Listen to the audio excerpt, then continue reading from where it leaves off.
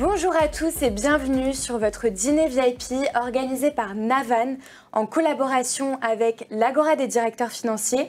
Aujourd'hui, nous avons le plaisir d'aborder la thématique vers une gestion des dépenses sans fausses notes, trouver l'harmonie en entreprise en s'inspirant de la musique. En effet, nous vivons dans un monde en quête de transparence et surtout d'efficacité financière et les entreprises cherchent constamment des mélodies harmonieuses pour rythmer leur croissance. Et parmi celles qui se démarquent, on retrouve l'entreprise Navan. Navan qui aspire à simplifier la gestion des notes de frais et des dépenses liées au voyage, mais on rentrera dans le détail pendant l'interview. Et pour parler de ce sujet passionnant et faire l'analogie avec la musique, nous recevons comme invité d'honneur Jerry Léonide. Bonjour Jerry. Bonjour. Merci d'avoir répondu présent. Donc Jerry, vous êtes musicien professionnel, vous excellez sur la scène du jazz depuis 2 décennies, en captivant un public international grâce à votre créativité. Est-ce que vous pourriez revenir un peu sur votre parcours et ce qui vous a amené à devenir musicien ? Moi, je suis d'origine mauricienne au départ, donc donc je suis arrivé en France pour mes études. Et puis, de fil en aiguille, donc j'ai intégré un petit peu de par les conservatoires et mes formations. Donc, je suis arrivé un petit peu, grâce au contact sur scène. Et puis, j'ai eu la chance d'être lauréat d'un concours à Montreux, donc un peu concours de piano jazz en 2013. Donc, ce qui m'a un peu propulsé, ce qui m'a mis un peu au milieu, on va dire. Au devant de la scène. Et depuis, donc, j'essaie justement de collaborer avec un maximum d'artistes au niveau international. Et voilà, donc je suis très content d'avoir réussi, de faire ma passion, mon métier. Ça, c'est une chance, oui. C'est vrai. Et pour parler des services que propose Navan, on reçoit Johan Lelostek qui a rejoint Navan en tant que cofondateur en décembre 2021 et qui est en charge de la partie commerciale. Johan, également, est-ce que vous pouvez un peu nous parler de votre parcours et ce qui vous a amené à rejoindre l'aventure Navan ? Oui, bien sûr. Bonsoir Jerry. Et bonsoir, effectivement. Moi, je suis diplômé d'une école de commerce, Schema, à Lille. Et puis, j'ai commencé ma carrière dans le logiciel. C'est le dénominateur commun, on va dire. Je suis resté 10 ans dans une société de finance de marché qui édite un logiciel en faisant différents rôles, notamment des rôles commerciaux. Puis j'ai rejoint une société américaine un peu plus, on va dire, early stage, donc un peu plus jeune dans sa maturité, pendant quelques temps. Et puis après, m'est venue l'aventure Navan, la proposition hyper excitante de venir cofonder en fait cette société en France, qui était déjà bien installée aux États-Unis notamment, mais pas que, et donc de venir lancer l'activité en France, terreau très fertile pour les voyages, pour les déplacements, car au centre de l'Europe, et puis aussi de par l'historique de nos concurrents qui sont, pour une partie en tout cas, français. Voilà. Navan, en quelques mots, donc, comme on l'a dit, c'est une société leader en gestion de notes de frais et de dépenses liées au voyage. Vous imposez comme un partenaire incontournable avec une présence mondiale. Pour résumer quelques chiffres, c'est 150 entreprises en France qui sont accompagnées, plus de 10 000 à travers le monde. Vous excellez dans la prise en charge des besoins et ce qui est important de spécifier, c'est pour tout type de taille d'entreprise. Et on peut nommer quelques clients de grands comptes dans la French Tech comme Bolloré Logistique, Payfit, Anaplan ou encore Snowflake. Et également, évidemment, des clients internationaux tels que Zoom, Henken, Unilever et bien d'autres. Afin de démarrer cette interview, Johan, est-ce que vous pouvez un peu nous expliquer comment Navan simplifie radicalement la gestion de ses dépenses avec vos solutions qui sont plutôt innovantes? Oui, bien sûr. Écoutez, c'est très simple, justement, c'est ce qu'on veut. Nous, ce qu'on a souhaité, en tout cas, quand j'ai nous, c'est les personnes qui ont créé Navan, et ce qu'on met en avant, c'est tout d'abord l'unification. C'est vrai que quand on voyage, il y a la réservation de voyage à côté, le paiement de l'autre, la note de frais, parfois c'est 3 outils différents, même 4, voire 5 dans certains cas. C'est assez complexe. J'ai vécu ces moments-là dans mes sociétés précédentes, et voilà, je n'étais pas forcément assidu, et j'étais un peu un mauvais élève pour mon CFO sur l'assiduité et à la rédaction des notes de frais. Ce qu'on propose avec Navat, c'est donc d'unifier tout ça. Donc l'utilisateur final, ce qu'on veut, c'est qu'il adopte, parce que l'adoption égale visibilité égale contrôle. Et donc pour qu'il adopte, il faut que les outils soient simples d'utilisation. Donc il va pouvoir réserver aussi simplement un voyage professionnel qu'il le fait en voyage perso, et il va pouvoir être accompagné tout au long de son voyage par son téléphone, sur lequel on a créé une belle application qui permet justement de pouvoir modifier en direct, de pouvoir annuler, de pouvoir rajouter une étape et de pouvoir payer et faire ses notes de frais. Très clair. Et Jerry, l'improvisation, ça vous connaît. Mais qu'en est-il de la gestion de vos voyages d'affaires et celle de vos notes de frais ? Et c'est assez intéressant, donc je rebondis un petit peu sur ce que vient de dire Johan. Donc pour les boîtes de production dans le show business, on n'en est pas encore là, je pense, parce que donc avec les boîtes avec lesquelles je travaille, le schéma est assez traditionnel et assez classique. Donc on aura des prestataires, des agences de voyage et un régisseur qui travaille pour la boîte de production. Et nous, les artistes, on est au milieu. Voilà. Et c'est souvent justement des situations qui peuvent être un petit peu difficiles à ajuster parce qu'on a pas mal d'interlocuteurs. Les données ne sont pas forcément centralisées. Et pour vous donner un exemple, on a dans notre système quelque chose qu'on appelle les per diem. Donc c'est une somme d'argent qui est versée à l'artiste par jour pour ses repas et tous ses frais professionnels. Par exemple, moi, si un mardi, je veux dépenser un petit peu en avance sur l'argent du mercredi et du jeudi, et pas le faire pour le vendredi et équilibrer un petit peu, eh ben, c'est un peu compliqué parce que c'est quand même un système très rigide. Donc, le régisseur, c'est le seul à gérer tout ça. Donc, en gros, effectivement, ça peut être problématique pour nous, les artistes, de temps en temps, quand on arrive à parler justement des déplacements et des notes de frais. Ouais. Et Johan, finalement, les musiciens, on peut le dire qu'ils apprécient faire de l'improvisation quand on parle de musique.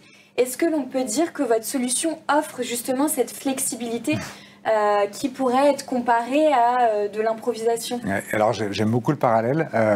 Alors oui, effectivement, l'outil est très flexible. Avec ça, je trouve que la magie de l'outil, c'est de permettre à l'employé qui voyage de se croire justement libre et de pouvoir être flexible, comme je disais, en cas de modification de vol, annulation d'un rendez-vous client, etc. Mais pour autant, c'est absolument pas improvisé puisque le CFO, le DRH, la personne qui va être en aval du voyage et qui va contrôler, vérifier, et dans un cadre extrêmement bien défini en amont et par les systèmes. Donc on a réussi à faire de Navat une solution permettant d'avoir une vraie flexibilité pour le voyageur et pour autant un vrai contrôle. Donc voilà, c'est... Alors on vient d'aborder l'improvisation, mais il faut aussi parler d'interprétation. Parce que face aux pièces, vous ajoutez toujours une petite touche personnelle. Est-ce que celle-ci peut inspirer justement la personnalisation des itinéraires, pourquoi pas par un directeur financier, parce que ce soir on s'adresse à des directeurs financiers, pour gérer la traçabilité carbone ou optimiser les dépenses des déplacements? Oui, alors il y a une belle analogie à faire. Donc on parle d'improvisation, tout comme décrit, comme Johan vient de décrire. Donc on a des données. Nous, on a une partition, nous, dans notre métier. Partition, c'est peut-être pour, justement, dans l'aspect financier, quelque chose, des objectifs, des directives, mais on peut justement prendre de la liberté.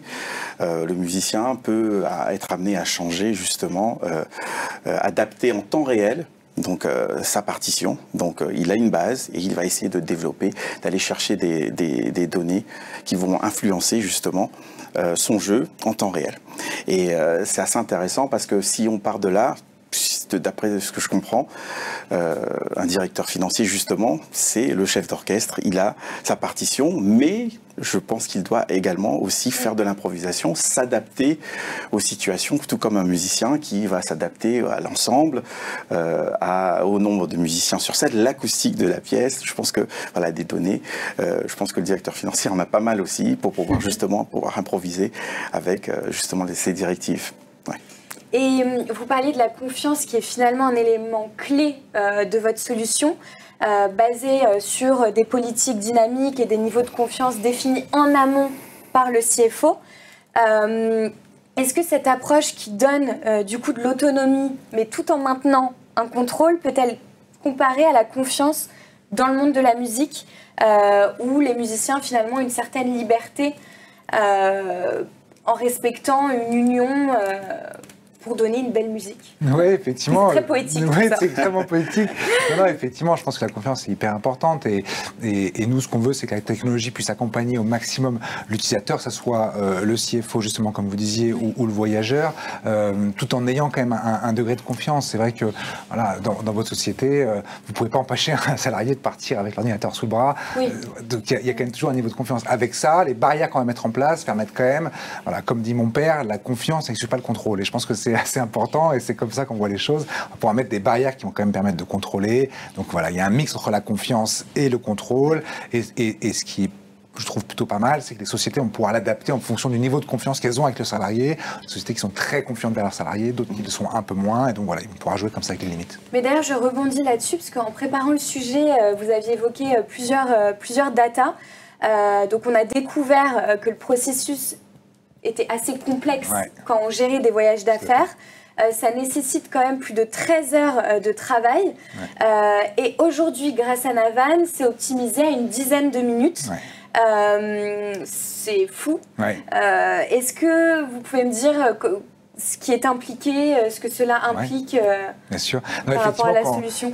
Quand je suis arrivé chez Navan, que j'ai appris la solution et les différents cas d'usage, je suis tombé sur ce chiffre-là de une note de frais de bout en bout, ça met 13 heures. Et honnêtement, ça me paraît impossible, donc je l'ai vérifié, je l'ai revérifié. Alors déjà, ça vient pas de nous, ça vient de Forrester, donc c'est une source qui est indépendante. Mais c'est vrai qu'entre le moment où la personne va initier le voyage, commencer la réservation, valider sa réservation, la faire valider par son manager, créer la note de frais, effectuer la dépense, collecter le ticket, créer la note de frais, l'envoyer à sa finance qui va l'étudier, la vérifier, la valider, l'enregistrer, etc. Enfin, je pense que les CFO qui nous écoutent savent mieux que moi quel est leur travail, mais en tout cas, il y a énormément d'étapes.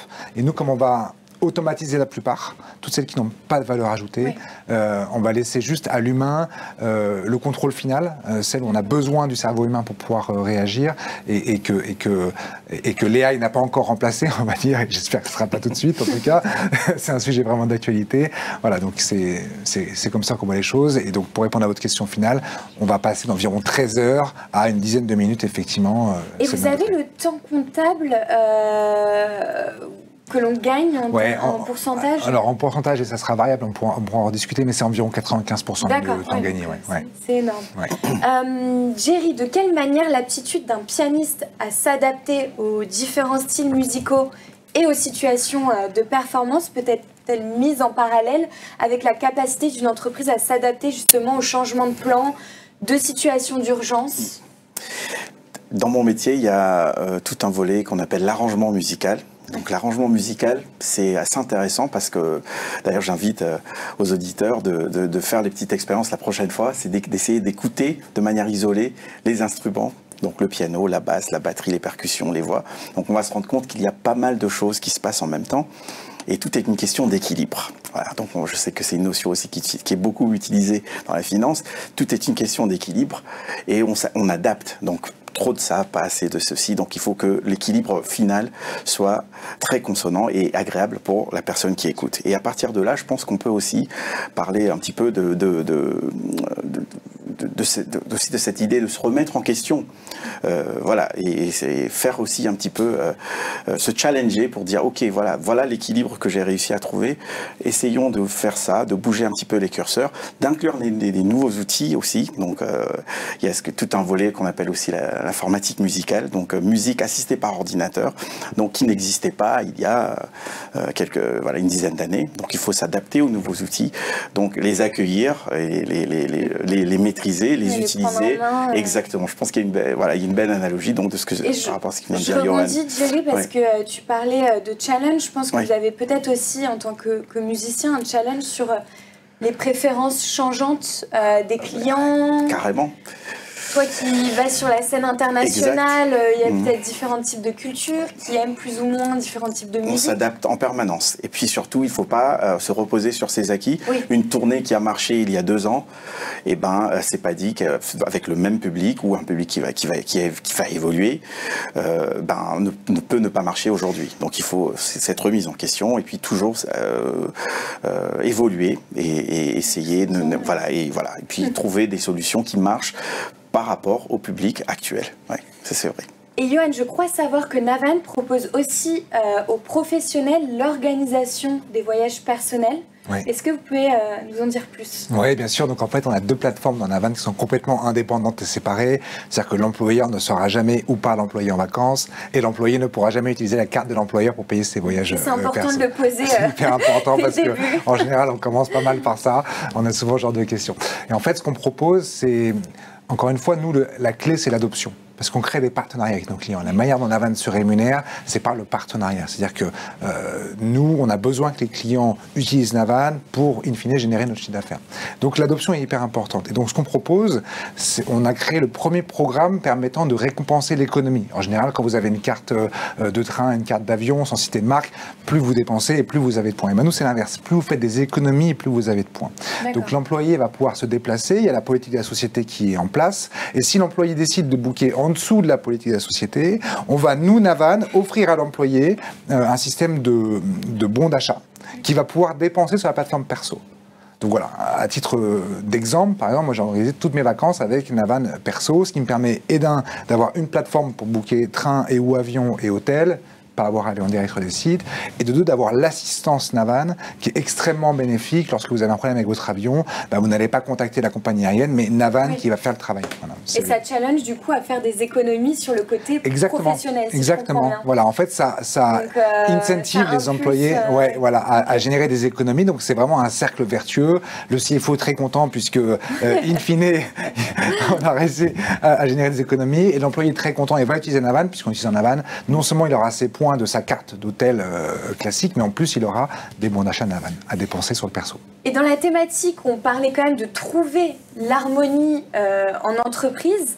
En tant que musicien, Jerry, comment vous approchez justement cet équilibre harmonieux entre votre travail et votre vie personnelle? Alors c'est très difficile, donc, parce qu'on est artiste de 24 heures sur 24, c'est pas facile, mais effectivement il faut beaucoup de discipline.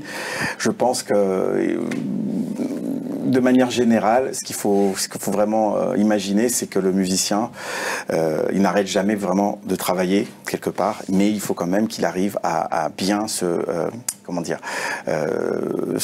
planifier pour pouvoir justement s'accorder des moments de plaisir. Et puis surtout, donc, comme vient de dire Johan, on peut aussi combiner les outils. C'est-à-dire que si je vais travailler, je pense que j'ai une petite tournée en Amérique du Sud en préparation dans pas longtemps, et j'aurais voulu justement aussi profiter peut-être pour faire un peu de tourisme en parallèle avec mon travail. Et là, j'aurais bien voulu avoir aussi un système pour pouvoir différencier mes frais professionnels et mes frais personnels. Donc voilà, effectivement, c'est un peu comme ça que ça se passe souvent. Ouais. Et on a abordé le sujet des économies. Est-ce que la solution Navan permet de réaliser des économies par rapport aux fournisseurs traditionnels qu'on peut retrouver sur le marché? Tout à fait. Mais juste pour répondre à Jerry, en fait, je pourrais te montrer, on a la possibilité de pouvoir partir en déplacement professionnel jusqu'au vendredi, de combiner avec un voyage perso sur place et de repasser en professionnel. C'est intéressant. Mais oui, effectivement, on génère des économies. C'est une des volontés, en tout cas, de Navan, de faire réaliser des économies. C'est pas forcément la seule, hein, ça dépend. Il y a des fois des problématiques qui sont différentes. On estime les économies de l'ordre de 2 à 15% du budget voyage à volume constant. Et donc pour ce faire, en tout cas pour prouver nos dires, il ne faut pas juste nous croire sur parole, on a la possibilité au cas par cas de pouvoir réaliser ce qu'on appelle des business cases, donc de prendre l'ensemble des dépenses qui ont eu lieu et de simuler combien ces dépenses de quel montant elles auraient été dans Navan, si toutefois ils avaient une Navan dès le début, afin de montrer ces économies potentielles. Oui, tout à fait. Et Jerry, la musique a souvent un impact émotionnel. Pensez-vous que la gestion efficace des dépenses en entreprise puisse également affecter le bien-être moral des professionnels? J'en suis sûr même, je pense. Hein, parce que ce qui se passe, c'est que l'auditeur ne se rend pas forcément compte, mais le compositeur a un pouvoir extraordinaire. Donc La musique inspire, la musique motive, la musique rend triste, rend heureux, à l'inverse, voilà. Donc, et c'est pas un hasard. Il y a une vraie volonté du compositeur.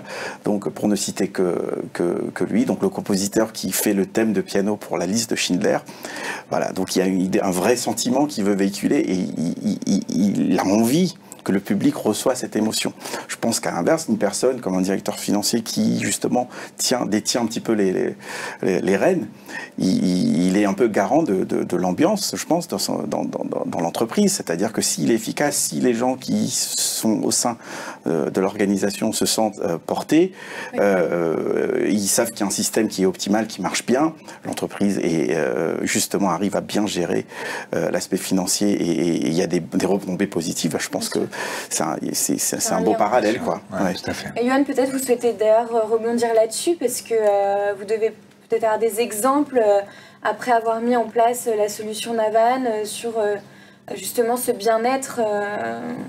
Oui, effectivement. Alors, on ne va pas véhiculer autant d'émotions que Géry, mais c'est vrai que, voilà, sans aller non plus dans l'emphase, quand on dit bien-être, c'est vrai que c'est la simplicité qu'on va apporter qui permet, voilà, vous avez votre train, par exemple, vous êtes à Londres, vous avez votre train qui est annulé, et c'est une histoire vraie, vous savez qu'il est annulé, vous êtes en réunion, vous recevez un message pour dire qu'il est annulé, bah, vous savez que soit proactivement c'est pris en compte par votre support en fonction de votre niveau d'abonnement, soit vous pouvez gérer en 2 touches sur votre téléphone pour pouvoir prendre le train suivant et ou prendre un avion à la place sans avoir à sortir de réunion, à passer un coup de téléphone qui va durer des heures. Voilà, donc c'est un exemple effectivement de bien-être qu'on va pouvoir apporter aux salariés. Et après en bien-être, on va aussi avoir pour les DRH des tableaux en fait qui vont compiler la donnée et qui vont permettre ce qu'on appelle le well-being dashboard, donc le dashboard de bien-être justement, qui vont permettre de pouvoir voir si un salarié n'est pas peut-être proche du burn-out à cause des déplacements, parce qu'il a passé tant de nuits à l'extérieur, parce qu'il a tant d'escales, parce que ses voyages font en moyenne tant de durée. Exactement, exactement. Ouais, tout à fait.